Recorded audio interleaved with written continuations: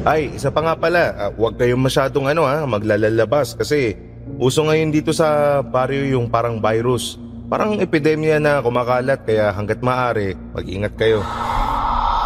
Naisahan niyo ako. Pero kahit na, sa susunod na balik ko, sisiguraduhin kong magagawa ko na kayong kainin. Sige lang, batuhin niyo lang ako hanggang sa maubos yung mga ipinagmamalaki ninyong pangontra.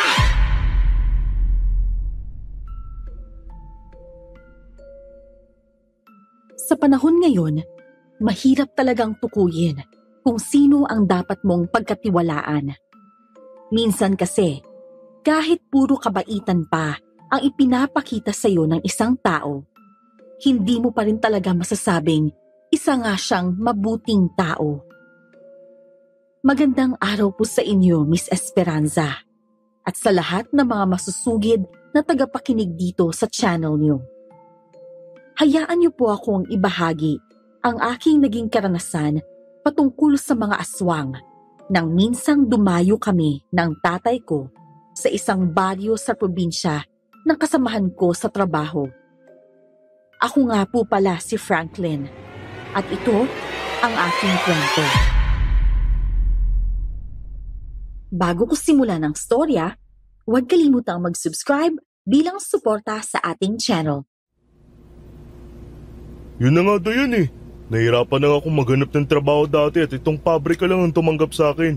Siguradong mahirapan ako ulit na makahanap ng trabaho ngayon, lalo na't ang tataas ng standards nila sa mga aplikante. Ay naku, sinabi mo pa. Kaya nga bumabagsak ang ekonomiya natin eh. Biruin mo ha, mag-aaral sila ng 4 na taon sa kolehiyo, tapos ang ending, mapipilitan din naman silang magtrabaho sa ibang bansa, tapos malayo pa sa kursong kinuha nila. Mantakin mo yun, degree holder ka. Pero dahil sa taas ng standards dito sa Pinas, napilitan kang maging domestic helper para lang kumita ng pera. Yun na nga eh, napakabulok ng sistema. Ang taas ng standards, pero ang baba ng sweldo.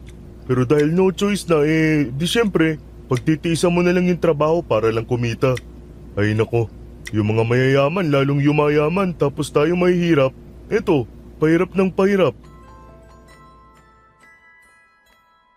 Tumipsip na lang ako sa iniinom kong soft drinks, saka kumagat sa hawak kong tinapay. Kakatapos lang kasi ng trabaho namin sa factory ng mga papel na hindi ko na lang babanggitin kung saan. Nagkataong kailangan nilang magbawas ng mga tao dahil may mga bagong makinang binili yung may-ari.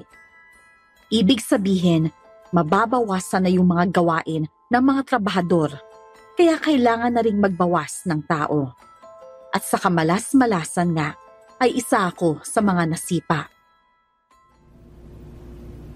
Paano na yan? Saan ka nakukuha ng panggastos niyo ni Tatay Lino? Yun lang. Dayan, may extra ka ba dyan? Babayaran ko na lang kapag nakuha ko na yung back pay ko. O sige, wala namang problema eh. Magkano ba? Kahit 2,000 lang sana. Pagkakasyahin ko na lang yun sa loob ng 1 linggo. Alam mo naman, may mga bibilin pa kasi akong maintenance si tatay. Huwag kang mag-alala. Alam mo namang parang pamilya ng turing ko sa'yo eh. Hindi ka na iba sa akin. Kaya kapag may kailangan ka, huwag kang mahihiyang lumapit sa akin, okay? O ano, uwi na tayo? Daan ka na lang sa boarding house ko. Nandun kasi yung pera ko eh. Nako, salamat talaga ng marami Dayan ha. Nagbayad na muna kami ng kinain naming tinapay at soft drinks bago pumara ng tricycle. Dumaan muna ako kina Dayan para kunin yung hinihiram kong panggastos namin ni tatay. Sa maintenance pa lang kasi ni tatay ay kulang na ang sinasahod ko. Kaya naman kahit nahihiya kong manghiram dahil hindi ko naman talaga gawain yun, ay nilunok ko na ang pride ko para mairaos ang 1 linggo. Tay, nandito na po ako. Franklin, may dala ka bang ulam dyan? Nakapagsaing na ako. Opo, bumili na lang po ako sa karinderya ng lutong ulam. Pagod po kasi talaga ako sa trabaho eh. Ayos lang anak. Ang masama lang kapag palagi. Alam mo naman yung mga tindang ulam sa karinderya. Ang daming betchin o kung ano-anong pampalasang inilalagay nila na nakakasama sa katawan. Opo, alam ko po yun. Siya, hayaan niyo po. Bukas na bukas, aagahan ko yung paggising para mamalengke. Bibili na ako ng gulay na tatagal hanggang 3 araw. Hindi ka naman ba magagahol sa oras niyan kapag ikaw na ang namalengke? Alas 7 pa ang pasok mo sa pabrika, hindi ba? Yun na nga po tay nagbabawas po kasi sila ng trabahador. Sa kamalas-malasan, isa ako sa natanggal. Hayaan mo. Makakahanap ka rin ng bagong trabaho, magtiwala ka lang. Sana nga po tay. Sige po. Magbibihis na po muna ako para makapaghain na ako at makakain na tayo. Gutom pa rin po ako eh. Idinaan ko na lang sa peking pagtawa ang nararamdaman ko. Ngunit pagpasok ko sa kwarto, hindi ko talaga maiwasang mapabuntong hininga. Marahas akong napabuga ng hangin, saka umupo sa gilid ng papag ko. Lord, alam ko pong pagsubok lang lahat ng to. May tiwala po ako sa inyo at sa mga plano niyo para sa akin. Sana lang po, hayaan niyo kong makahanap ng panibagong trabaho para masustentuhan ko ang pangangailangan namin ni tatay. Kinabukasan, maaga nga akong gumising para makapamalengke ng mga sariwang gulay na konsumo namin ni tatay para sa 3 araw. Bumili rin ako ng isda para ipaksiw. Kakasya rin kasi yun para sa 3 araw kung iinitin lang. Pagdating ko sa bahay, saka naman ako nakatanggap ng tawag galing kay Dayan. O Dayan, napatawag ka. Franklin, may nakita akong hiring kanina sa talyer na malapit lang dito sa factory. Try mo, baka pwede ka ron. Ha? Talaga ba? Sige. Sikasuhin ko lang itong pagkain ni tatay tapos i-fill out ko na yung biodata ko rito. Tapos lalarga na ako agad. Sige Franklin, good luck sa'yo. Ingat! Sige, salamat. Ang lawak ng ngiti mo dahil ba kay Dayan? Po? Hindi po Bakit niyo naman po nasabi? Nagtatanong lang naman. Bakit parang defensive ka naman masyado dyan? Kasi kayo Ay nako. Iluluto ko na nga lang to. Mag-a-apply pa po kasi ako ng trabaho mamaya Kaya ka masaya. Opo, kayo kasi. Kung ano-anong pumapasok dyan sa isip nyo, ang dumi nyo pong mag-isip. Anong madumi ka dyan? Madumi ba yun sa'yo? Natural lang naman na magkagusto ka sa isang babae Hindi nga po kasi tay. Hindi po kami talo nun ni Dayan, no? Bakit naman? Parang hindi naman yun lesbi Babaeng babae nga nung bumisita rito. Magkaibigan lang po kasi talaga kami. Saka kapatid lang yung turingan namin nun. Wala pong mali siya. Oo, siya sige. Sabi mo Pagkatapos ko ngang magluto, ay kaagad akong naligo at nagbihis. Pagkatapos ay kumain na rin ako, saka nag-fill out ng biodata na ipapasa ko ron sa talyer. 8:30 nang matapos akong mag-asikaso, kaya naman nagpaalam lang ako kay tatay at saka umalis na para mag-apply. Ngunit sa kasamaang palad, pagdating ko ron ay wala na raw bakante dahil may nauna ng 2 nag-apply bilang helper. Anak, kamusta ang pag-apply mo? Tsaka, bakit ganyan naman ang itsura mo? Para kang pinagsakloban ng langit at lupa Kung alam niyo lang po, sobra pa puro ng nararamdaman ko ngayon. Parang lang ako napagod sa wala Bakit? Hindi ka natanggap? Hindi ka pasok sa standards nila? Hindi naman po kaso may nauna na po kasi. Yun naman pala. Alam mo kasi anak, may mga bagay na hindi natin kontrolado. Katulad ng nangyari sa'yo ngayon na naunahan ka ng iba.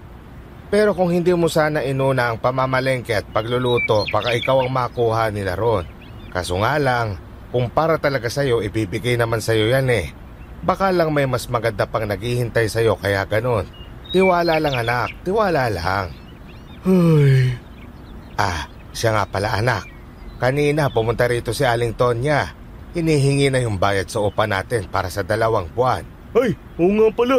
Nakalimutan ko may utang pa nga pala tayo sa kanya nung nakaraan. Hayaan niyo po, gagawin ko po ng paraan yan. Kinagabihan ay muli na naman akong tinawagan ni Dayan. Simula kasi nang maging malapit kaming magkaibigan, ay lagi na siyang tumatawag sa akin.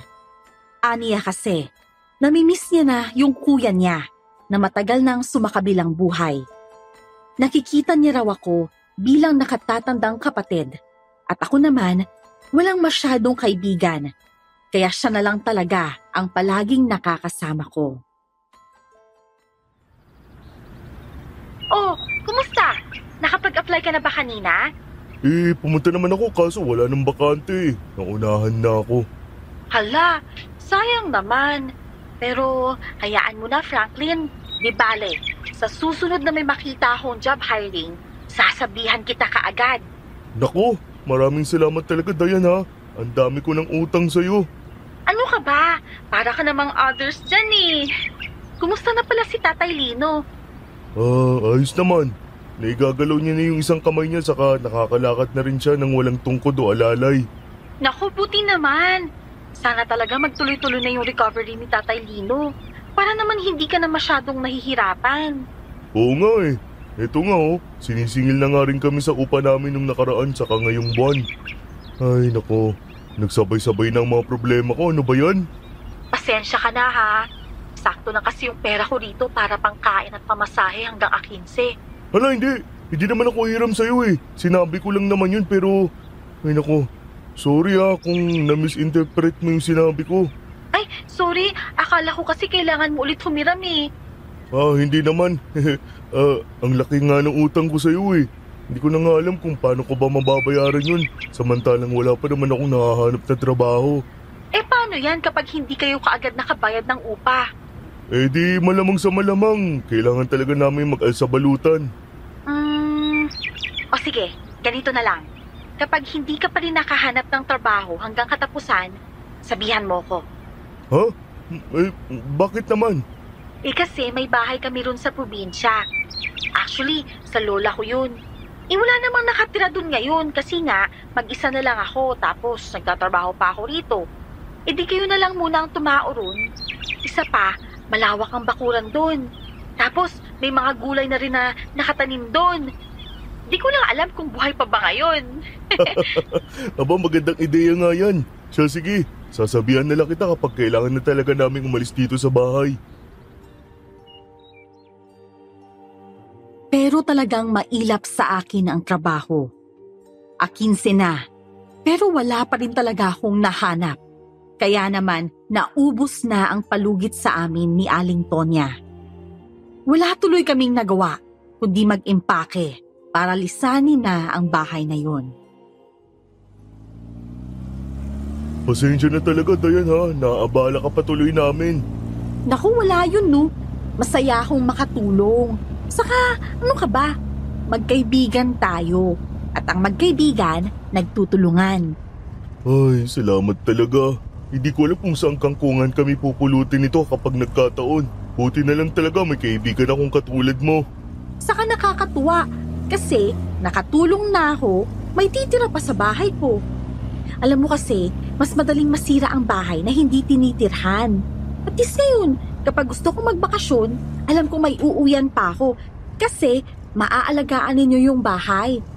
Sabagay, may punto ka rin naman. Di caretaker na pala kami ng bahay mo niyan. Grabe sa caretaker ha. Wala naman ako ipang susweldo sa inyo. Kaya, kunwari, mga borders ko kayo. Mas anong wala naman kaming ibabayad sa'yo kung ganon. Yung simpleng pagtira at pag-aalaga nyo sa bahay ko, sapat ng kabayaran yun. Kaya huwag ka nang masyadong mag-isip dyan. May kalayuan din ang probinsya ni Dayan mula sa syudad. 5 oras din kasi ang naging biyahe namin bago makarating doon. At pagbaba namin sa bayan, ay nagpahatid naman kami sa tricycle papunta sa baryo nila. Bahay mo yan? Oo, bakit? Natatakot ka ba? Hindi ah. Ang laki kasi. Tapos halata na pagdaanan na ng ilang henerasyon. Grabe ka naman. Yung unang may-ari kasi nito, nanay siya ng lola ko. Kaya bale, ika-4 na henerasyon pa lang ako. Kaya pala. Medyo matagal na rin yun tapos ang laki pa ng bahay. Kaya nga mas pinili ko na magtrabaho na lang kaysa tumira dyan ng ako lang mag-isa. Malungkot. Tapos ang boring pa. Pero ngayong nandito na kayo ni Tatay Lino, baka sipagin akong umuwi rito buwan-buwan. Nang makapasok kami sa bahay, ay puting mga tela na nakatabon sa mga kagamitan ang tumambad sa amin. 3:00 na rin noon ng hapon, kaya naman maliwanag pa. Kinapa naman kaagad ni Dayan ang switch ng ilaw at saka pinindot yon.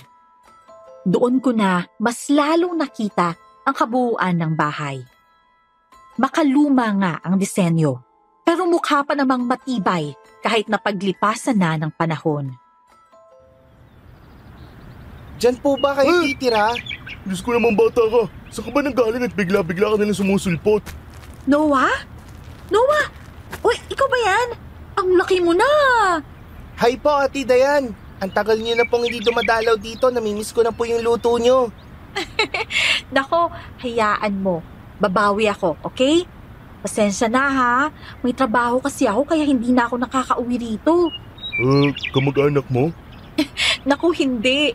Si Noah yan. Kapatid ng kababata kong si Delphine. Yung kababata mong lagi mong kinukwento sa akin. Oo, siya nga. Ay, siya nga pala. Noah, ito si na Kuya Franklin saka si Tatay Lino. Magpakilala ka sa kanila. Hello po, Kuya Franklin at Tatay Lino. Ako po si Noah. Noah pala pangalan mo. Akala ko multo ka eh. Ba't pa kasi bigla-bigla ka lang sumusulpot? Pagpasensyahan mo na yan, Kuya Franklin mo ha. At magugulatin talaga yan. Alagang kape kasi yan eh. Grabe ka naman tay, hindi naman. Nagulat lang talaga ako kasi naman tignan mo tong bahay na to. Ganito yung itsura tapos may biglang kakalabit sa'yo na ang puti-puti pang bata. Akala ko nga multo eh. Ang gwapong multo ko naman po kung ganun, Kuya Franklin. Aba ibang klase ka ring bata ano. O siya, ikaw nang gwapo. Ay naku, mamaya na nga kayo magkwentuhan at marami pa tayong aayusin. Mabilis lang ang oras oh. Maya-maya, magugulat na lang kayo, gabi na pala. Oo nga naman. O siya, tara na't linisin muna natin tong bahay. Medyo makapal na rin yung alikabok eh. Tutulong na rin po ako para mas mapabilis yung trabaho nyo. Ay oo, mabuti pa nga. Yan ang gusto ko talaga sa mga bata eh, masisipag. Nilinis muna namin ang bahay at saka inalis ang mga puting telang nakatakip sa mga kagamitan. Yun nga lang hindi na muna namin inasikaso ang kwarto at baka matagalan kami. Malawak kasi ang sala, kaya yun na muna ang inuna naming linisin at pagkatapos ay ang kusina naman at banyo. Inabot na kami ng 6:00 ng gabi sa paglilinis dahil maalikabok talaga ang bahay. Ay, bukas na lang natin linisin yung mga kwarto. Kasya naman tayo rito sa sala eh. Ha? Di ba may trabaho ka? Dapat maaga pala nakaalis ka na kasi malilate ka talaga sa trabaho mo niyan. Wala akong pasok bukas. Ginamit ko yung 1-week leave ko para lang masamahan ko kayo rito sa bahay. Ho? Na-approve ka kaagad? Syempre, ako pa ba? O baka naman ano? Ano? Sige, tuloy mo. Nako, sinasabi ko na nga ba may gusto sa'yo yung manager eh. Kitams, pinayagan ka kaagad kahit na kailan ka lang nagpaalam. Sus, alam mo ikaw, napakamalisyoso mo. Ang mabuti pa, tara na sa kusina nang makapaghanda na tayo ng hapunan. Tingnan mo yung dalawa tuwang-tuwa sa panonood ng TV. Oo nga eh. Paano kasi? Wala naman kaming TV dati kaya ganyan si tatay. Buti nga na-under pa yung TV mo kahit na matagal-tagal ding hindi nagagamit. Oo nga eh. Buti pa rito sa probinsya no, tahimik. Hindi katulad sa syudad na 10 oras na ng gabi pero ang dami pa rin nadaan ng mga motorsiklo tsaka tricycle. Ang iingay. Naku, para namang hindi ka na nasanay. Malamang, syudad eh. Alam mo, kung hindi lang talaga malungkot ng mag-isa, mas gugustuhin ko na lang din talagang tumira dito. Tao po! Tao po! Noah! Ay, saglit lang Franklin ha. Parang si Delphine kasi yun eh. Oo, sige, walang problema. Kuya Delphine, pasok po. Nandito si Ate Dayan.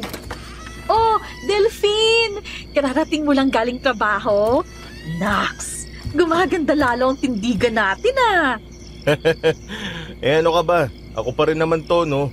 Sadyang medyo malaki lang yung sinasahod ko ngayon kaysa nung nakaraan. Eto, nakapagpundar na rin ako unti-unti. Oo nga eh. Tingnan mo nga oh, kung dati uhugin ka pa, ngayon macho guwapito ka na. Naninibago ka lang kasi mahigit 1 taon ka na rin hindi nadalaw dito. Buti naman at nagkaroon ka na ng oras puntahan tong bahay mo. Yung kaibigan ko kasi natanggal sa trabaho. Hindi agad makahanap. Tapos may tatay pang inaalagaan. Na-stroke kasi tong si Tatay Lino, kaya hindi rin makapagtrabaho. Tapos, pinapaalis na sila sa tinutuluyan nila kasi 2 buwan nang hindi nakakabayad. Kaya ang sabi ko, dumito na muna sila hanggat wala pang trabaho si Franklin. Ganun ba? Siya, sige. Kapag nakakita ko ng job hiring sa bayan, ipapaalam ko agad sa kanya. Ay, naku, pasensya na. Nauna pa kaming magkamustahan. Magandang gabi ho, Tatay Lino. O sige ha, maiwan ko muna kayo. Nagluluto pa kasi kami ni Franklin ng hapunan. Dito na rin kayo kumain ni Noah, Delphine, para naman may kasama kami. Mula sa kusina ay rinig ko ang pinag-uusapan nila dahil divider lang naman ang pinagtutungtungan ng TV sa ilang figurines, photo albums at DVDs ang naghihiwalay ron at sa sala. Hindi na nga nakatanggi si Delphine at nang matapos kaming magluto ay sabay-sabay na nga kaming kumain. Siya nga pala, di maiiwan dito sina Franklin tsaka si Tatay Lino. Oo, may trabaho kasi ako eh. Pero sa Sabado na ako luluwas.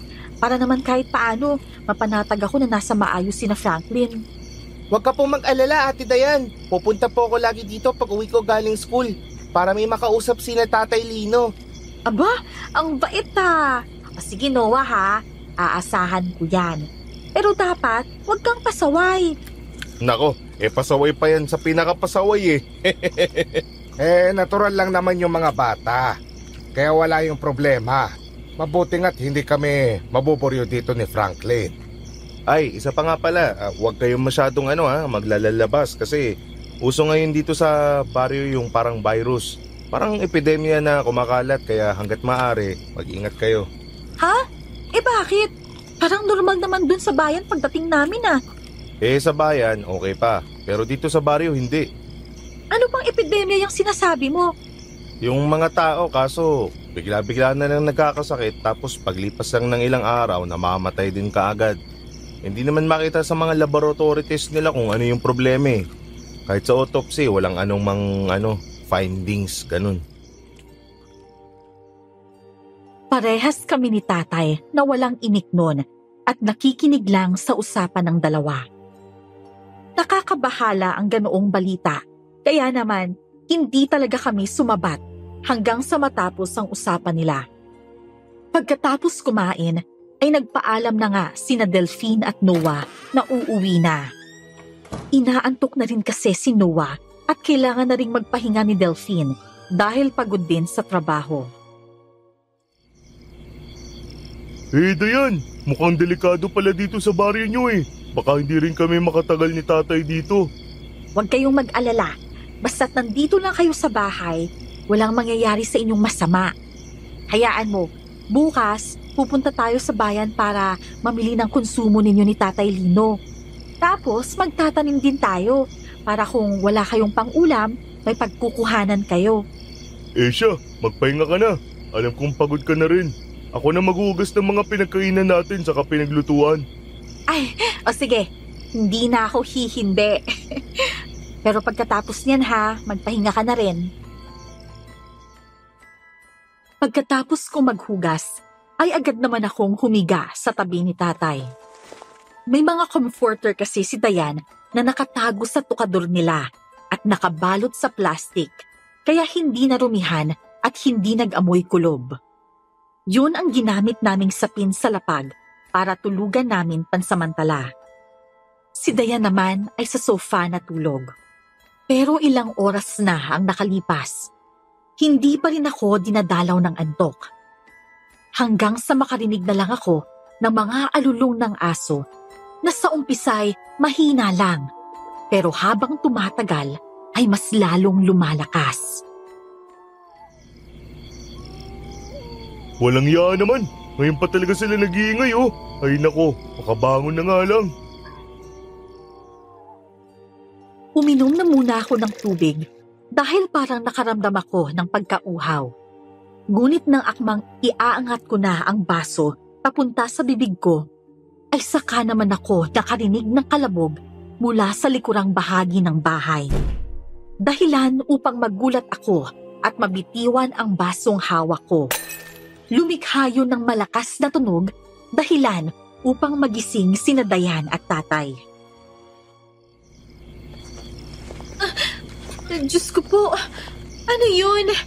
Anak, ano nangyari? May nakapasok bang masamang loob? Wala naman po. Ay, pasensya na. Nagulat lang talaga ako kasi biglang may kumalabog sa likod bahay eh. Ay, Diyos ko naman. Yun lang pala. Pasensya ka na ha.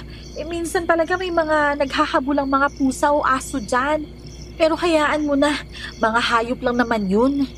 Ay, tigilan mo na yung pagka-addict mo sa kape. At nagiging nervyoso ka na, anak. Sus, si tatay.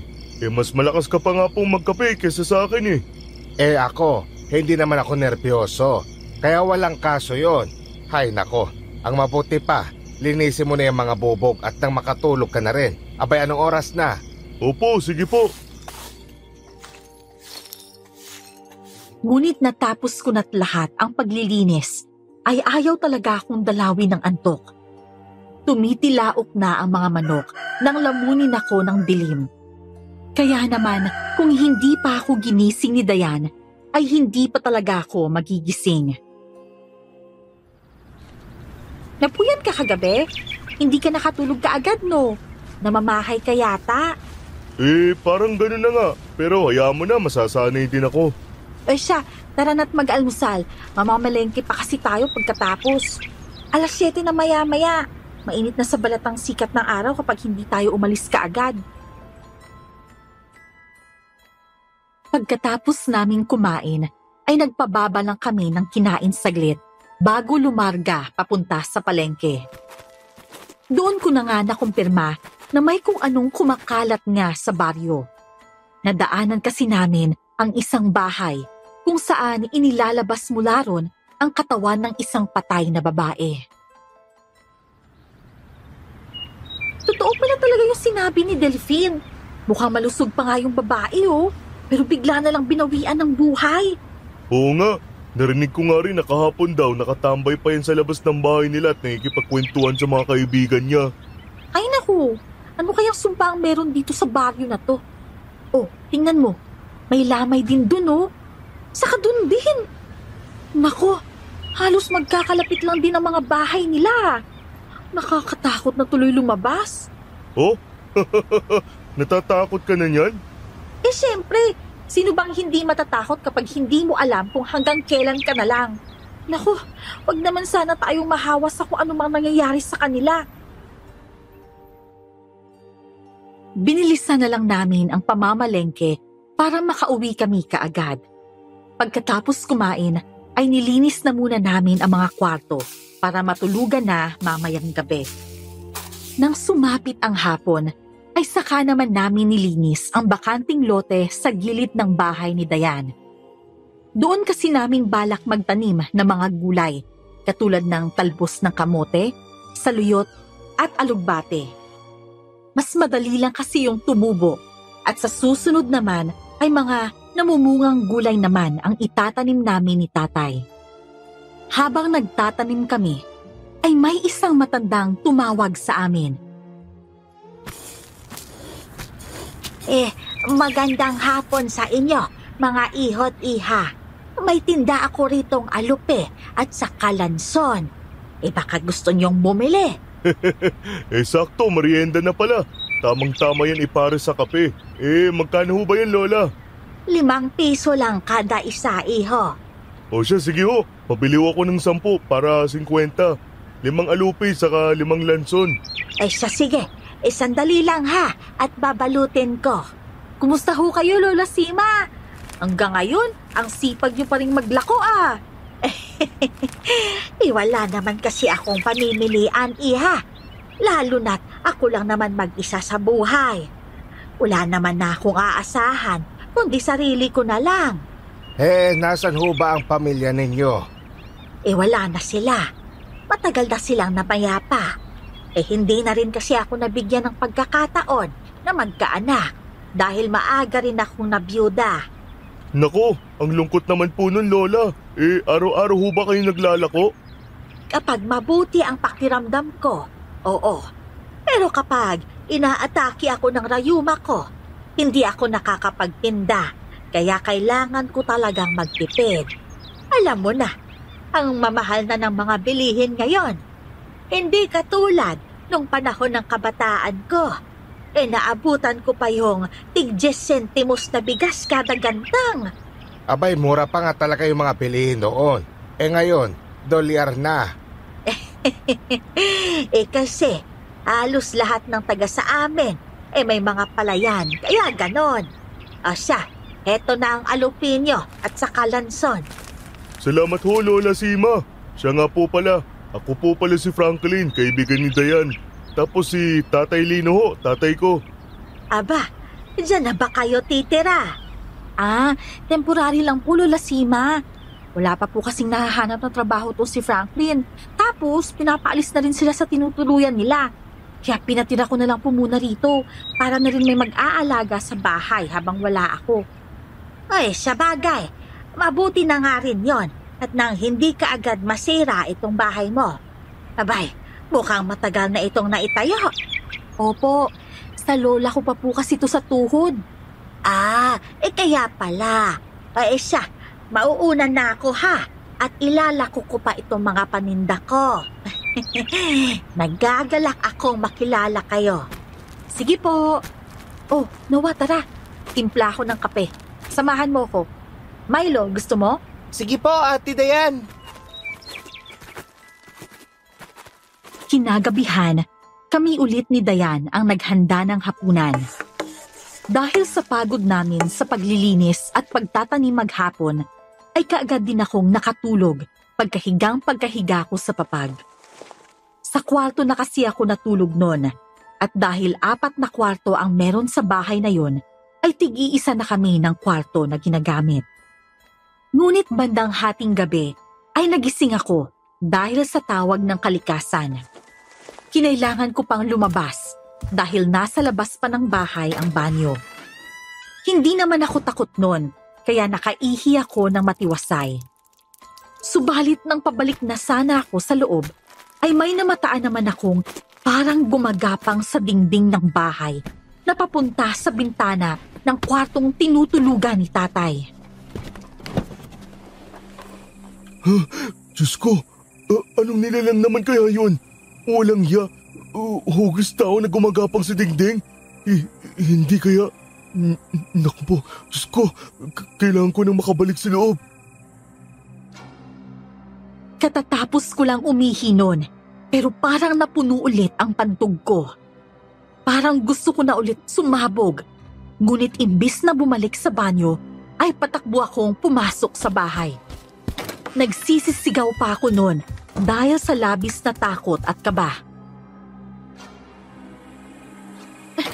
Franklin! Anong nangyayari? Ba't ka sumisigaw? Ay, anong ingay ba yan? Franklin, gabing-gabi na ha.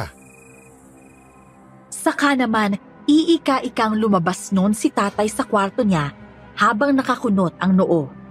Maiksi lang naman ang tinakbo ko, pero pinagpawisan kaagad ako ng malamig. Napalunok pa muna ako ng laway bago nagsalita dahil pakiramdam ko ay nanuyo ang lalamunan ko.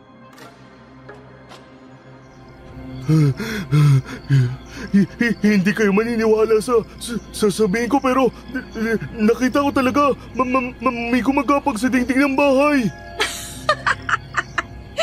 Gumagapang? Ano, gagamba? Ahas? Ano? Dayan, hindi ako nagbibiro. May nilalang talaga na gumagapag sa dingding. Hugis tao pero hindi ko alam kung ano ba talaga yun pero hugis tao siya.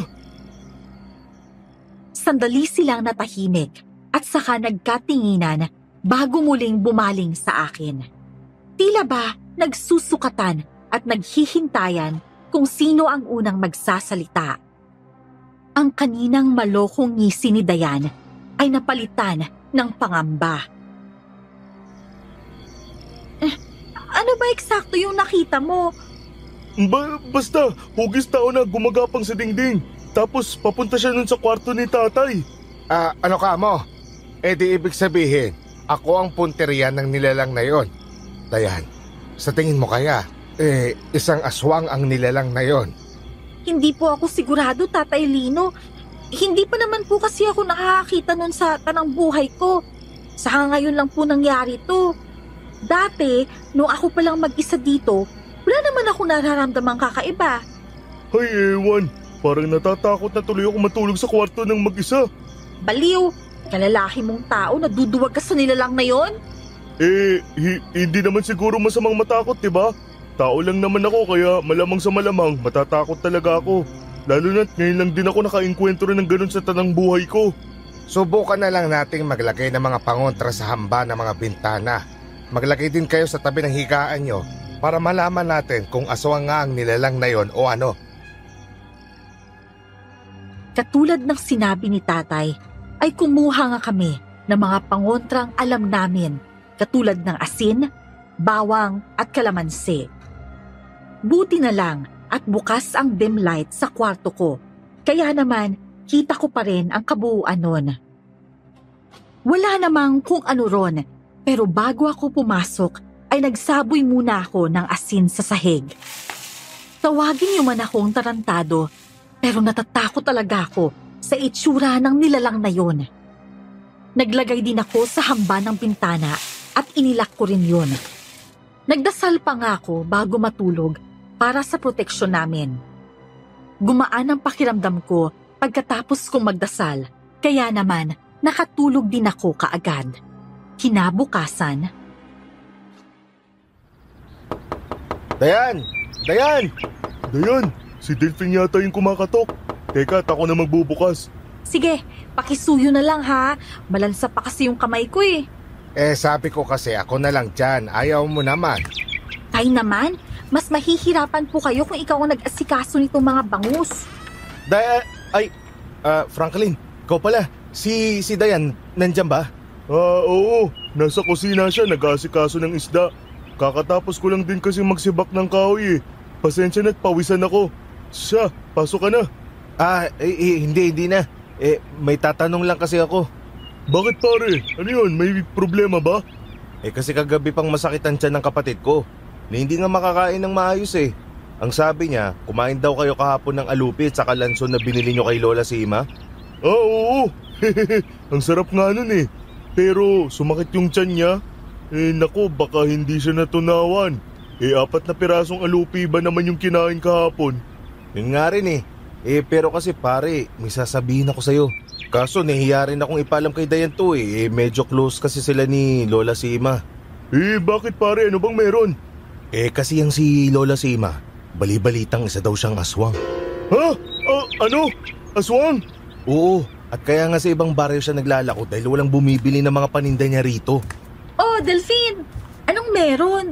Parang seryoso yung pinag-uusapan ninyo ah. Hindi. Kasi si Noah, kagabi pa kasi masakit yung tiyan eh. Kako, baka pwedeng pakibantayan na muna siya at may susunduin lang ako sa kabilang baryo. Ha? Masama ang pakiramdam tapos iiwan mo? Importante lang kasi Dayan eh. Mamaya ako na ipapaliwanag kapag nakauwi na ako. Ngayon, nasa bahay siya, natutulog. Baka pwedeng pakipuntahan na lang oh. Ako na lang magbabantay sa kapatid mo pare kung ayos lang sa'yo. Kahit sino sa inyo pwede, basta mabantayan lang yung kapatid ko. Babalik naman ako kagad eh. Siya sige, pakipuntahan na lang siya sa bahay at aalis na ako. Salamat talaga. Mabilis na umalis si Delphine noon. Magkasama naman naming pinuntahan ni Dayan si Noah. At naratnan na lang namin ang bata na nanginginig habang nakahiga sa papag. Kaagad naman namin siyang nilapitan ni Dayan. Kinapako ang noo niya at halos mapaso ako sa init na sumisingaw mula sa balat niya. Diyos ko, Noah! Noah, anong nangyayari sa'yo? Diyos ko! Dayan! Inaapoy siya ng lagnat! Teka, anong gagawin natin? Diyos ko, hindi pa ako nakakaranas mag-alaga ng batang may sakit. Paano ba to? Ako rin pero ginagawa sa akin ng mama ko dati, pinupunasan niya ako ng basang bimpo, tapos kukuha na rin ako ng tubig. Sandali lang ha. Ipakibilisan lang ha. Natatakot na kasi ako eh. Baka kung ano yung mangyari dito kay Noah. Ay naku, Diyos ko. Aligaga at nanginginig pa ang mga kamay ko habang naghahanap ng malinis na bimpo. Nang makahanap na ako, ay kaagad naman akong nagtungo sa kusina at kumuha ng plangganita. Nilagyan ko yun ng tubig at hinaluan ko na rin ng konting sukang tuba. Hinalo ko yun saglit at saka binitbit papunta kay Dayan. Eto na. Ikaw na magpunas. Langya, nanginginig tsaka namamawis na itong mga kamay ko dahil sa kabe.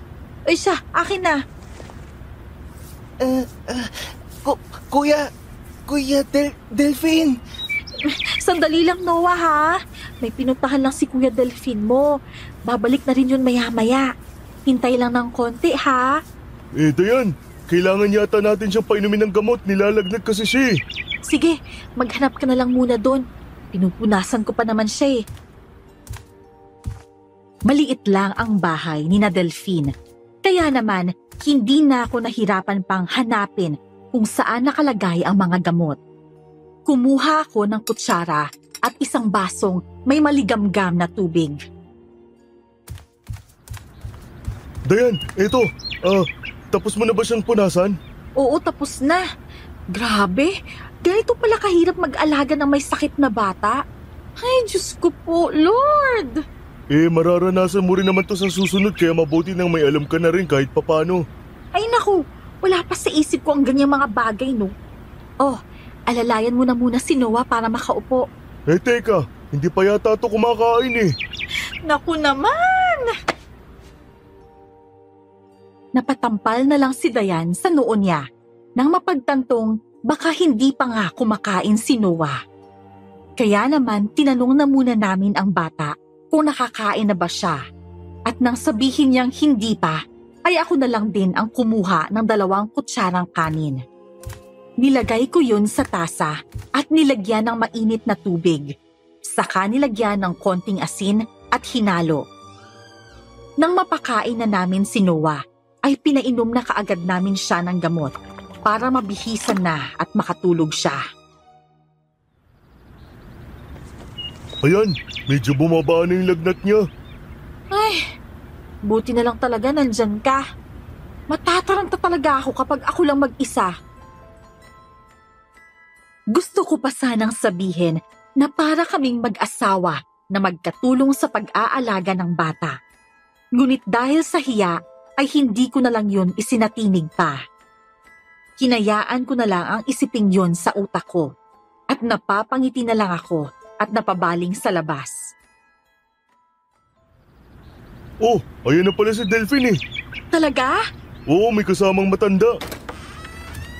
Dayan, Franklin, okay lang ba yung kapatid ko? Pasensya na at medyo natagalan. Nawalan kasi ng gas yung motor ko eh. Nakalimutan ko palang magpagas kahapon bago ako umuwi. Alam mo bang tarantang-taranta kami ni Franklin? Ang taas masyado ng lagnat ng kapatid mo. Ha? Teka nga. Sinalat ni Delphine ang noo at leeg ng kapatid niya para tiyakin kung nilalagnat pa ito.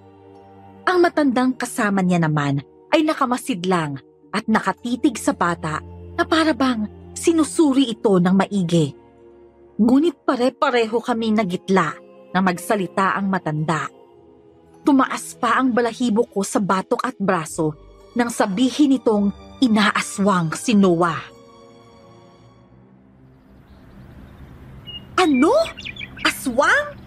Franklin, hindi kaya yung nakita mo kagabi, yun yung nang aswang dito kay Noah? Hindi nga ako nagkamali. Siya nga may kasalanan kung bakit sumasakit ang tiyan at nilalagnat yung kapatid ko. Inaaswang nga siya ng matandang yun. Diyos ko, kung tama nga yung sinasabi mo, hindi ko ma-imagine na makakaya niyang gumapang sa dingding ng bahay. Teka nga, sino ba yung matandang tinutukoy niyo, Delphine? Ayoko sanang ipalam sa ito, Dayan, kaso kinakante niya na yung kapatid ko. Hindi ako makakapayag na pati ikaw kantiin rin niya. Kaya Dayan, pakiusap. Huwag ka nang makipaglapit ulit kay Lola Sima. Ano? Si Lola Sima? Siya ang pinagbibintangan mong isang aswang? Usap-usapan na yun sa buong baryo. Dayan, matagal na to. Hindi ka lang kasi naglalagi rito kaya hindi mo alam. Pero ang hinala, si Lola Sima ang dahilan kung bakit biglang namamatay ang mga tao rito sa baryo. Binibigyan niya ng sakit para makuha niya sila at mabiktima. Pero paano? Maraming paraan ng mga aswang, Dayan. Tuso sila at kaya ka nilang paikutin sa mga kamay nila kapag alam nilang inosente ka.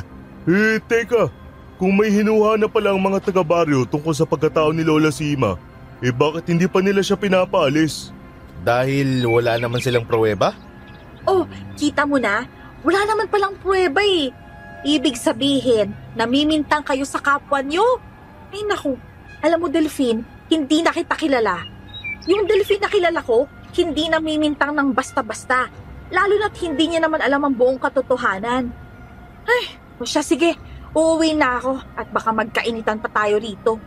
Sige pare, uuwi na rin ako ha. Sige pare, salamat sa pag-asikaso niyo sa kapatid ko ha. Walang anuman pare, sige alis na ako.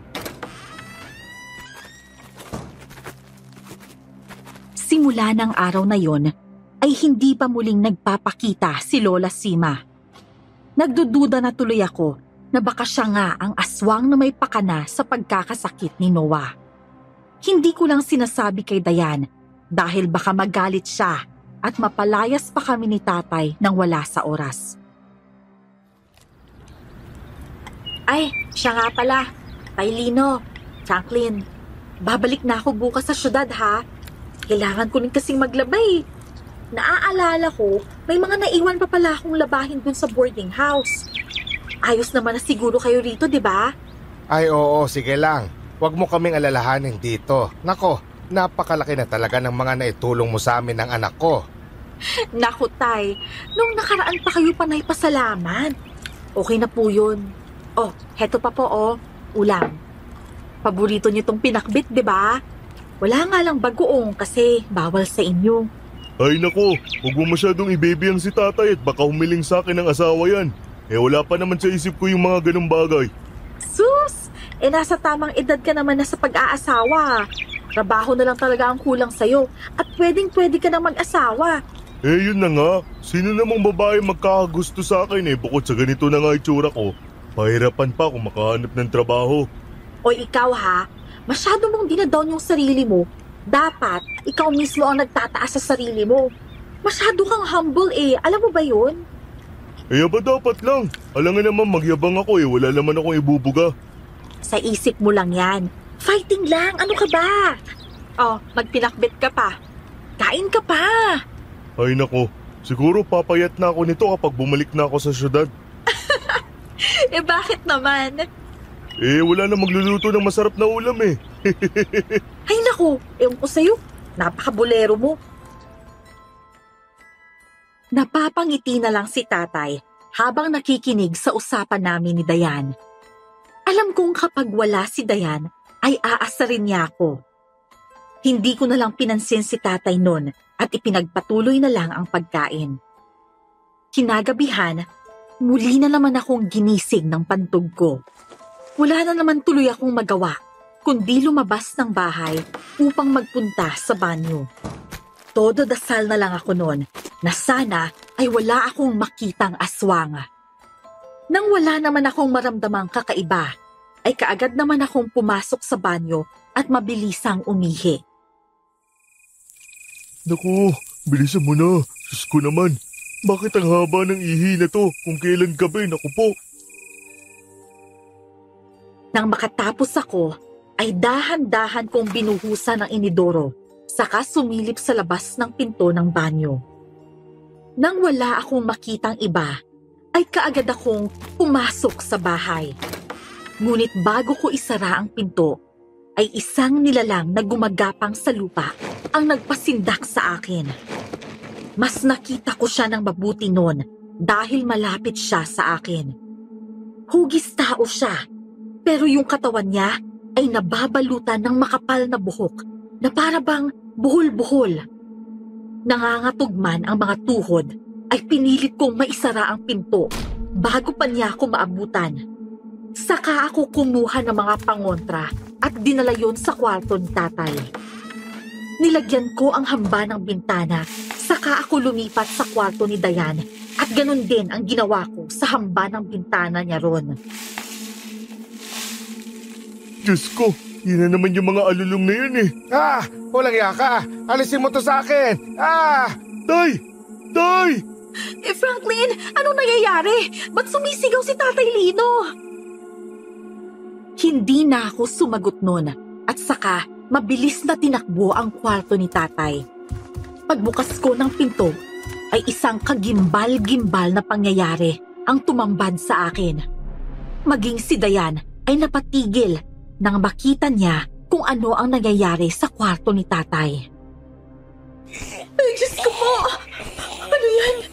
Anong nilalang yan? Bakit parang may buhay yung buhok niya? Walang yakang hukluban ka. Bitawan mo ko. Kapag itinuloy mo ang balak mo sa akin, sinisigurado akong pagsisisihan mo na kinanti mo kung walang yaka. Gusto ko ang amoy ng dugo mo. Hoy, aswang! Bitawan mo ang tatay ko! Huwag kang mag-alala, iho. Dahil pagkatapos ko rito sa tatay mo, ikaw naman ang isusunod ko. Ngunit nang akman niyang ilalapit ang bibig niya sa leeg ni tatay, ay kaagad siyang napatigil. Nagbago ang ekspresyon ng mukha niya at agad niyang nabitiwan si tatay. Napaigik na lang si tatay nang tumama ang likod niya sa kahoy na sahig. Kaagad naman namin siyang dinaluhan ni Dayan. O ano? Ba't ka tumigil ha? Ano? Hindi mo kaya no? Walang hiya kayo. Naisahan niyo ko. Pero kahit na, sa susunod na balik ko, sisiguraduhin kong magagawa ko na kayong kainin. Napasigaw pa ako noon nang mabilis siyang gumapang sa dingding papunta sa nakabukas na bintana. Kaya pala siya nakapasok ay dahil naiwasan niya ang mga pangontrang inilagay ko sa hamba ng bintana. Idagdag pa ang buhok na nakapulupot sa katawan niya na nagsisilbi nitong proteksyon. Tay, ayos lang kayo. Ang sama ng bagsak niyo Ayos lang ako anak. Masakit pero kaya naman. Buti na lang talaga hindi ako napuruhan. Ano po bang nangyari, Tay Lino? Buti na lang talaga nabitiwan ka ng aswang na yun. Dahil may proteksyon akong suot, iha. Kahit anong parte ng katawan ko, hindi niya magagalaw dahil sa proteksyon kong ito. Ako po. O di kaya si Dayan, bakit hindi niya kami natake? Bukas na natin pag-usapan. Matulog na kayo. Ikaw, Dayan, uuwi ka pang syudad bukas. Magpahinga ka na. Sa sala na lang po tayo matulog para sama-sama tayo. Pwede namang dito na lang. Sige na, matulog na kayo at babantayan ko kayo. Pero kailangan niyo pa rin pong matulog, Tay. Matutulog ako mamayang 4:00. Kailangan ko lang masigurong hindi tayo babalikan kaagad ng nilalang na yon. Naglatag ako ng comforter sa sahig habang si Dayan naman ay sa papag natulog. Si tatay ay naupo sa tabi ko at nagbabantay. Nilak na rin namin ang bintana na maaaring daanan ng aswang para makapasok ulit. Hindi pala yun nailak ni tatay bago siya humiga kanina. Kaya naman nagawa siyang pasukin ng aswang. Dahil nakabantay naman si tatay, ay napanatag ako at nakatulog din kaagad. Maaga pa rin naman akong nagising kinabukasan at habang nagkakape ay yung nangyari kagabi ang naging laman ng usapan naming tatlo ni Dayan at tatay. Tay, ano po bang uri ng aswang niyo umatake sa atin kagabi? Nakakatakot yung itsura. Buti na lang hindi ako binangungot. Isa yung aswang na gumon, anak. Kamag-anak ng mga kubot. Buhok ang ginagamit nila sa pamimiktima. At dahil walang nakikitang sugat sa mga naging biktima niya, ay dahil sa mga maninipis niyang buhok. Lumulusot yun sa iba't ibang bahagi ng katawan ng biktima niya at dahil nga manipis ay hindi nakakalikha ng mga sugat. Pansin ko ang pagkabalisa ni Dayan noon, ngunit nag-alangan ako kung tatanungin ko ba siya. Iniba ko na lang ang usapan at baka dahil sa topic kaya siya hindi umiimik. Alam ko rin na iniisip niyang si Lola Sima ang aswang na tinutukoy namin ni tatay. Kung iniisip mo kami, okay lang kami dito. Huwag kang mag-alala. Gagawa kami ng paraan ni tatay para hindi na makalapit ang aswang na yun dito sa bahay mo. Hindi yun ang iniisip ko. Basta. Ay, nasikasuhin ko muna yung almusal natin. Nang sulyapan ko si tatay, ay napakaseryoso ng mukha niya habang nakasunod ang tingin kay Dayan. Napailing na lamang siya, saka sumimsim ng kape at ako naman nagkibit balikat na lang. Nang sumapit naman ang hapon, ay hindi namin inaasahan ang pagbisita ni Noah. Hello po sa inyo! Noah! O ano, magaling ka na ba? Wala ka ng lagnat? Wala na po. Ang galing po kasi ng albularyo na gumamot sa akin eh. Binigyan nga rin po niya ako nito oh. Habak ang tawag dyan. Huwag mo yang huhubarin kahit anong mangyari dahil protection mo yan. Yun nga rin po ang sabi ng kuya ko eh. O kuya, ano nangyari sa'yo? Ba't para ka pong kinikilig? Nagijingle kasi ako eh. Teka lang ha, banyo muna ako. Ngunit hindi ko inaasahan ang makikita ko paglabas ko ng pinto sa likod. Si Lola Sima, kausap si Dayan at naiiyak ito. Hindi ko alam kung makikinig ba ako o papasok na lang ulit sa loob para lang respetuhin ang pag-uusap nilang dalawa. Kaso ay naiihi na talaga ako. Binilisan ko na lang ang paglalakad at swerteng hindi naman nila ako napansin. Mula sa loob ng banyo ay hindi ko maiwasang hindi marinig ang usapan nila. Aalis na po ako bukas. Hindi po ako pwedeng magtagal dito dahil nasa syudad ang trabaho ko. Sige na naman, Dayan. Pagbigyan mo na ako. Hoy tanda, anong ginagawa mo kay Dayan ha? Bitawan mo siya. Ano ba, Delphine? Wala siyang ginagawang masama. Lola Sima, sige na, umalis na po kayo. Narinig mo yun? Umalis ka na nga, aswang. Ano ba, Delphine? Sinabing tama na eh. Kita mo na nga umiiyak yung tao. Pwes, hindi ako maawa sa kanya dahil hindi naman siya tao. Isa siyang aswang. Wala kang pruweba. Kaya pwede ba? Tumigil ka na. Saka bakit ka nandito? Wala ka bang trabaho? Nandito ako dahil hindi pa rin naman ako makakapagtrabaho ng maayos habang hindi ko nasisiguradong ligtas ang kapatid ko. Kailangan kong gumawa ng paraan para mapuksay ang aswang na yan. Oh, at anong gagawin mo? Papatayin mo siya, ganun ba? Dahil kailangan. Marami nang namamatay dito sa baryong to. Hihintayin ko pa bang maging malamig na bangka yung kapatid ko bago ko kumilos? Kailangan niyang pagbayaran ng muntika niya ng pagkuha sa kapatid ko. Kung ganon, magkalimutan na lang tayo. Wala kang awa. Kung totoo nga ang aswang si Lola Sima, wala ka pa rin pinagkaiba sa kanya. Dayan! Dayan, sandali! Dayan! Nang masigurong wala na sila sa paligid, ay saka ako lumabas ng banyo.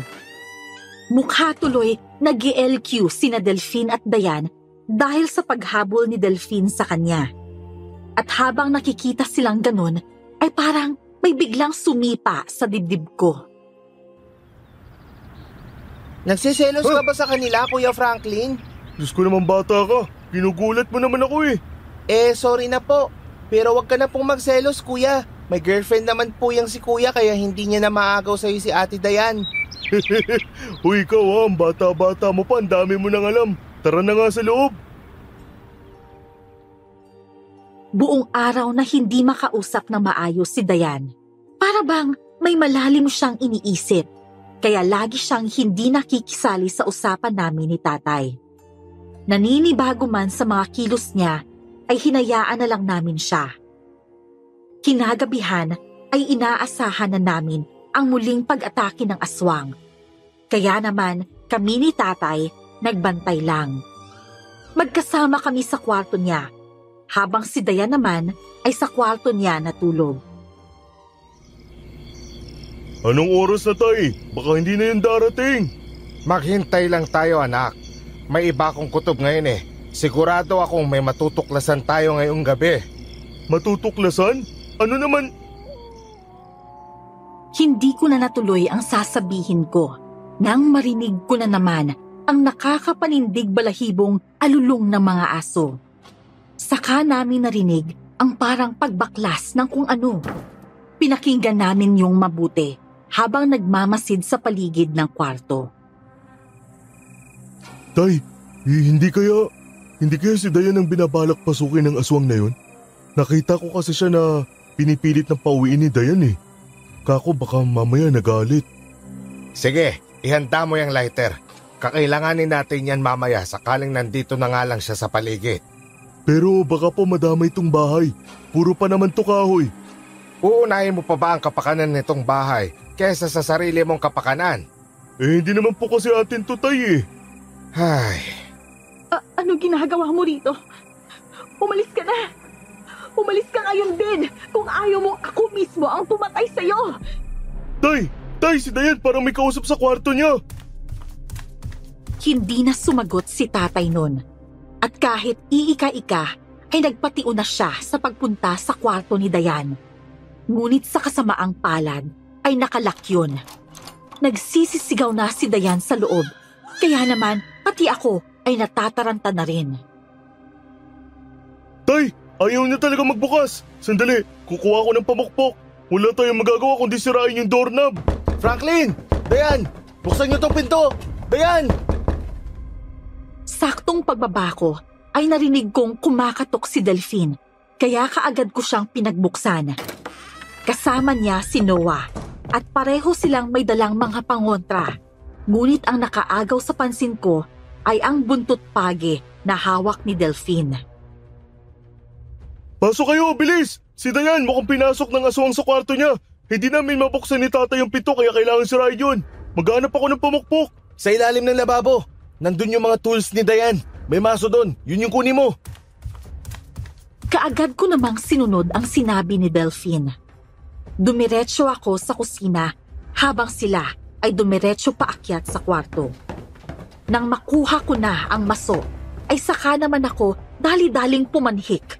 Ngunit mas lalo lang nanindig ang mga balahibo ko nang marinig ko ang isang nakakatakot na tawa na galing sa isang boses na animoy nanggaling pa sa ilalim ng lupa.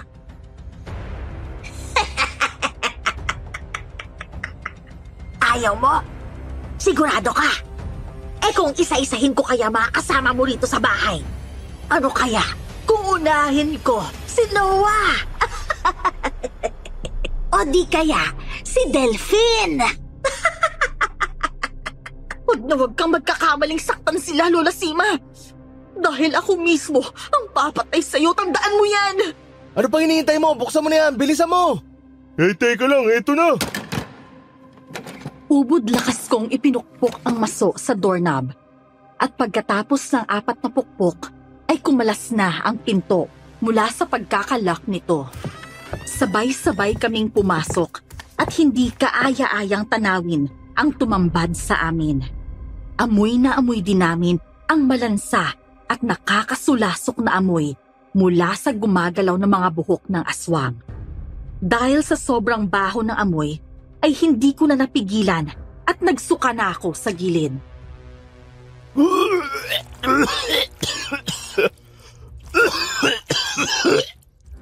Lagya! Ang baho ng amoy! Nakakahilo na ewan! Eh ganyan po kasi talaga ang amoy ng mga aswang. Malansa kasi po bumibiktima sila ng mga tao. Tingnan mo nga naman, oo. Ang pagkain na mismo ang lumalapit sa akin, apo. O ano, kakainin ko na ba sila isa-isa? Huwag kang magkakamali. Kahit ako na lang ang kunin mo. Huwag na sila. Oh, Akala ko ba, babalik ka pa sa syudad para magtrabaho? Eh bakit biglang gusto mo nang isakripisyo ang buhay mo para sa kanila? Gaano na ba karami ang nagawa nila para sa'yo? Para tratuhin mo sila ng ganyan, ha? Mabubuting tao sila. Kaya nararapat lang silang tulungan. Mas pamilya pala ang turing mo sa kanila kesa sa akin na lola mo. Wala kang kwentang apo. Ang mabuti pa, mamatay ka na lang din. Wag! Lola Sima! Huwag kang mangingialam dito. Ha, anak! Franklin! Mariin akong napapikit nang maramdaman ko ang tila pagkabali ng buto ko sa likod dahil sa ginawang pagbalibag sa akin ni Lola Sima. Nakita ko pa na naiiyak na si Dayan habang nakatingin sa akin, habang ang aswang naman ay tuwang-tuwa sa ginawa niya. Kuya Franklin, nasaktan ka ba? Oo eh. Nabalian pa yata ako ng buto eh. Langya. Ang sakit ng likod ko. Walang iya ka, matanda ka. Ano bang gusto mo, ha? Isa lang naman ang gusto ko. Pero ayaw ni Dayan. Anong ibig mong sabihin, tanda? Bakit hindi ninyo itanong sa kaibigan nyo? Ewan ko na lang kung kaibigan pa rin ang turing nyo sa kanya. Oras na malaman ninyo ang katotohanan tungkol sa pagkatao niya. Tumahimik ka, Lola Sima! Umalis ka na rito habang nakapagtitimpi pa ako. Alam mo, Iha, mabuti pa ang ibang tao. Tinatrato mo ng tama. Pero akong lola mo, ganyan mo ako tratuhin? Ano? Lola ka ni Dayan? Dayan, anong ibig sabihin nito? Bakit? Mahirap bang tanggapin? Ha? Kung ayaw mong umalis, pues kailangan mo nang mamatay. Isa kang halimaw. Wala kang awa sa pagpatay sa mga tao. Noah, ang mga pangontra, dali! Eto po, Kuya Delphine. Ano akala nyo? Ganon kadali nyo lang ako mapapatay? Pwes, nagkakamali kayo. Pero sige, kung gusto nyo makipaglaro, pagbibigyan ko kayo. Ang ibang hibla ng buhok ng gumon ay bumalot sa kanyang katawan, habang ang iba naman ay gumagalaw na tila ba umaambang atakihin kami. Mula sa pagkakasalampak sa sahig ay agad akong tumayo. Dayan, halika rito, bilis! Pasensya na, Franklin. Dayan! Hoy, tanda, bitawan mo siya kung ayaw mong putulin ko yung mabaho mong buhok. Pinulupot ni Lola Sima sa katawan ni Dayan ang kanyang buhok, kaya para itong nakagapos. Hindi pa nakontento ang matanda at pati bibig ni Dayan ay pinuluputan niya rin ang buhok niya. Nagpupumiglas na si Dayan pero masyadong malakas ang buhok ng matanda. Walang iya ka talaga. Bitawan mo siya. Noah, tulungan mo ko sa pagbato ng pangontra. Opo, Kuya. Sige lang, batuhin nyo lang ako hanggang sa maubos yung mga ipinagmamalaki ninyong pangontra. Anak ng... Isa ka talagang halimaw. Isa lang ang paraan para matalo ang gumon. Hindi pa rin siya tatablan ng mga simpleng mga pangontra dahil nagagawa niya pa rin itong salagin gamit ang buhok niya. Kaya ba natin siyang sunugin, Tay? Oo, anak. Kailangan nating sunugin ang buhok niya. Apoy ang matinding kalaban ng mga nilalang na katulad niya dahil mabilis lang yung mauupos. Ito kaya, imposibleng hindi matatablan ng buntot pagi ang isang aswang na katulad mo. Sige lang, Delphine. Gawin mo lang ang gusto mo hanggang sa mapagod ka. Umigkas si Delphine at akmang hahampasin si Lola Sima. Ngunit kaagad nitong hinila si Dayan at humakmang ipansasalag sa hampas ng binata. Mabuti na lang at natigil si Delphine. Kung hindi, ay si Dayan sana ang matatamaan ng buntot pagi. Napakahayop mo talaga, matanda ka. Tuso. O ano, suko ka na. Ang mabuti pa, umalis na kayo dito at iwan na kami ng apo ko. Kailangan naming mag-usap ng masinsinan, pero mga sagabal kayo. Ngayon na, Franklin! Pero madadamay si Dayan. Oo nga po, Tatay Lino. Baka mas mauna pang masunog si Dayan. O sige, kumuha kayo ng kumot, yung makapal, tapos basahin nyo agad. Nakuha ko naman ang naiisip ni tatay. Kaya naman, kaagad akong tumalima. Ako na lang ang gumawa para may kasama si tatay at Noah. Dahil baka kung anong gawin sa kanila ni Lola Sima kapag silang dalawa lang ang naiwan doon. Diyos ko, ang bigat naman ito. Pagkatapos kong basain ang kumot, ay kaagad ko yung pinigaan at nilagay sa isang balde. At saka ko yun dinala sa kwarto ni Dayan. Ngunit bago pa man ako makarating doon, ay kaagad ko nang nakasalubong sina Delphine, tatay at Noah. Nagmamadali sila at aligagang-aligaga. Tay, saan po kayo pupunta? Pare, tara, bilisan mo. Tinangin ni Lola Sima si Dayan. Ano? Bilisan nyo na, habulin nyo na ang gumon. Nauna kaming makalabas ni Delphine noon dahil nga hindi kaya ni tatay na makatakbo at inalalayan lang siya ni Noah. Ngunit nang akala namin na nakalayo na ang gumon, ay nasa gulayan lang pala sila. Wala nang takip ang bibig ni Dayan noon, kaya naman narinig namin ang paghikbi niya. Lalapit na sana si Delphine noon, ngunit kaagad ko siyang pinigilan dahil parang nag-uusap nga ng masinsinan ang maglola. Pakiusap, Lola. Hayaan niyo na po sila. Hahayaan ko sila kapag sumama ka sa akin. Bumalik ka na, Apo. Hinihintay ka na ng mga tiyahin at suhin mo sa atin. Hindi, Lola. Hindi na ako babalik dahil hindi naman ako taga ron.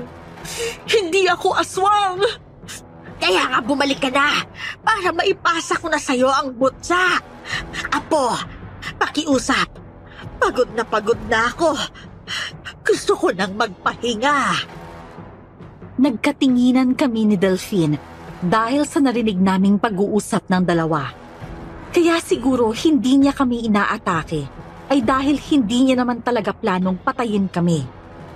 Tinatakot niya lang kami para lubayan na namin sila at piliing tumakas na lang. Kaya pala. Kaya pala ano, pare? Kaya pala ayaw ni Dayan na umuwi palagi rito. Dahil kinukulit siya ng lola niya na saluhin ng pagkaswang nito. Ano nang balak nyong gawin? Kakausapin ko si Lola Sima. Teka, Jose dali. Naku naman ayaw talaga papigil. Hoy tanda, pakawala mo na si Dayan. Ayaw niya nga raw maging katulad nyo, kaya bakit mo pa siya pinipilit? Dahil hindi pa rin ako makakapagpahinga kapag hindi niya sinalo ang butsa. Pero kung ayaw mo talaga, wala na akong magagawa, Apo. Kita ko ang panlulumo at lungkot sa mga mata ng matanda. Naaawa ako sa kanya, pero hindi pa rin makatarungan ang ginawa niya sa mga taong pinatay niya nang walang kalaban-laban. Inilapit niya si Dayan papunta sa kanya at hinalikan ito sa noo bago unti-unting pinakawalan. Umiiyak na napasalampak si Dayan sa lupa habang ang matanda naman ay malungkot na napangiti.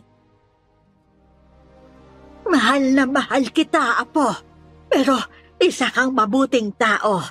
Mas lagi mong pinipili ang kapakanan ng iba bago ang sarili mo. Magkaiba tayo. Kaya sige, hindi na kita pipilitin pa.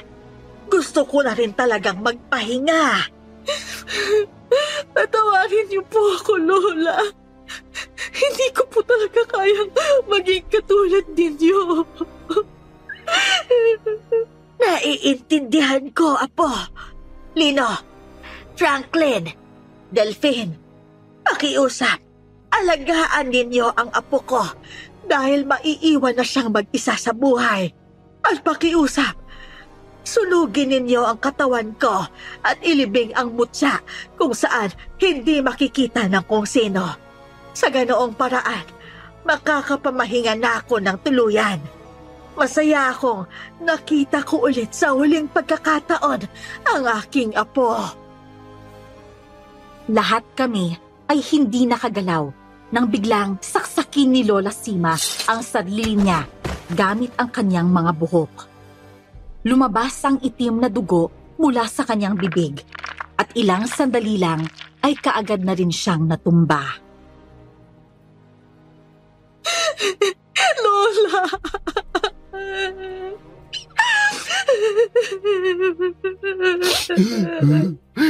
Lola Sima! Kailangan na nating sunugin ang katawan niya kagaya ng bilin niya. Ako nang gagawa. Eto ang gasolina. Mas madali siyang matutupok kapag binuhusan ito. Pasikat na ang araw nang tuluyan na ngang matupok ang katawan ni Lola Sima. Mugtong-mugto na ang mga mata ni Dayan dahil sa labis na pag-iyak. At katulad ng bili ni Lola Sima, ay inilibingan namin ang mutya galing sa kanya at tinakpan yon ng malaking bato. Dayan, magpahinga ka na kaya muna. Masyado nang maraming nangyari. Salamat sa inyo. Hindi ba kayo galit sa akin? At bakit naman kami magagalit sa'yo? Dahil itinago mo na lola mo pala si Lola Sima? Oo. Ang totoo niyan, nanay siya ni tatay. Taga-norte sila. Pwede mo namang sabihin sa amin Maintindihan naman namin yun. Saka, ang malaga, mas pinili mong gawin ang tama kaysa tanggapin ang mutya ng lola mo.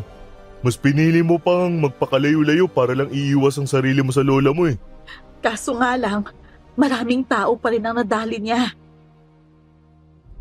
Pagkatapos nun, ay bumalik na nga si Dayan sa syudad at kami ni tatay ay naiwan sa bahay niya. Madalas pa rin pumunta si Noah sa bahay, kaya naman tuwang-tuwa si tatay sa kanya.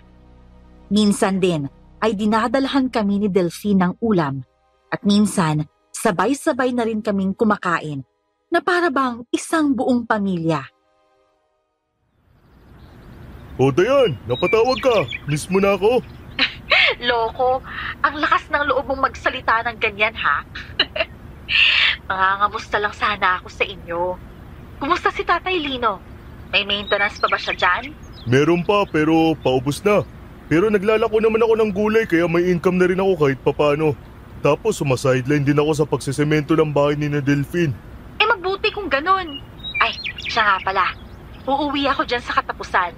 Miss ko na si Noah Sus, bakit hindi mo nalang kasi sabihin na ako yung namimiss mo? Franklin ha, lumalakas na ang loob mong dumiga sa akin. Impluwensya yan ni Delphine Naku, wag ka nang dumikit sa lokong yon at nagiging magkaugali na kayo. Mahigit 1 taon na rin ang lumipas at mas lalo lang umusbong ang nararamdaman ko para kay Dayan. Kaya naman sa tulong ni Delphine ay naghanda kami para sa pag-amin ko kay Dayan sa pag-uwi niya. Sa ngayon po, Miss Esperanza, ay mahigit 2 taon na rin ang nakalipas at masaya akong tinanggap ni Dayan ang pag-ibig ko para sa kanya. Nakatakda na rin po kaming ikasal sa darating na Marso ngayong taon na ito at inaasahan ko pong mapipili ninyo ang kwento ko na mai-ere dito sa channel ninyo. Hanggang dito na lamang po ang aking kwento at more power po sa inyong channel.